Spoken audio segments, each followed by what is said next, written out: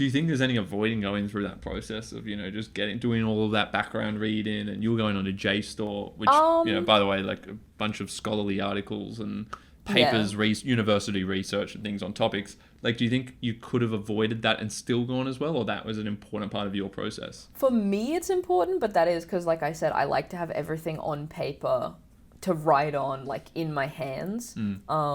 You could definitely just do it on your computer. You don't need to print out, like, ruin the environment the way that I did. No, of course. But insofar as the quantity goes, whether you're typing it or writing it. I think you do need the quantity. I think because this was something that I think doing a lot of English kind of helped me with, was that I would just... Maybe it's just how my brain works, but I just needed to, like, get everything I thought out and find everything that I could understand and everything that I knew. And I would go off on all these weird tangents sometimes because, something would mention like a cytokine storm. And even though I technically don't need to know what that was, I'd be like, well, I'll never understand this point unless I understand actually what is happening in a cytokine storm. So then I would have all these notes about, by the way, a cytokine storm is yada, yada, yada, yada, yada, yada, yada. Like, and then I'd find something else that I needed to know within that.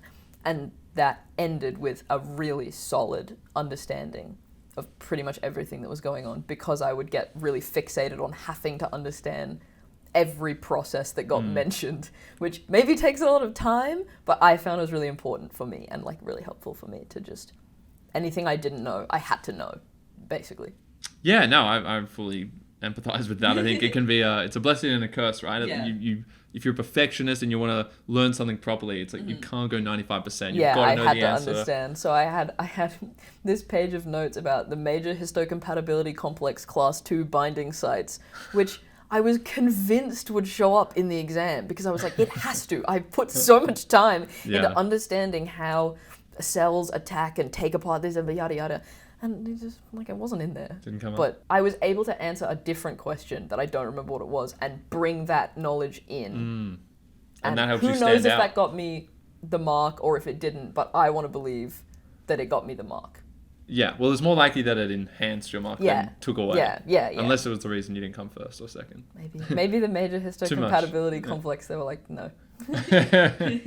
No, I think that's great advice, and that's a way to study kind of with integrity, and I suppose like for the sake of learning. Now, if someone was to only have a few days to like learn a whole module on bio, like what would be the biggest, like where do you get your biggest bang for your buck in terms of studying for that? Find someone else's notes and annotate them yourself. That's what I think was the quickest. Anytime I didn't have time to do something like, not for the HSC, but for earlier in the year, if I was really behind on something, I wouldn't take my own notes. Like, this is maybe bad advice, but if you have a really limited amount of time, like, don't read the book. For something like English, read about the book. Yeah. If you have 4 days, you're not going to finish Great Expectations in 4 days. It's a waste of time.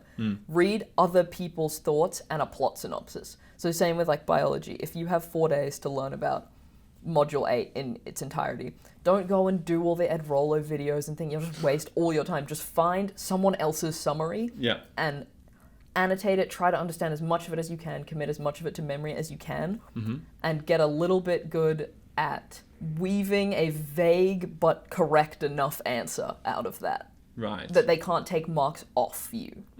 So if there's something that you're unsure of, put as much as you know and just put anything you can think of that's kind of right. Yeah. Like in the worst case scenario, you're in the exam and you're like, oh my God, I don't know. Just put anything you can think of that's kind of right and hope for the best on those marks. If you're really strapped for time, that's what I would say.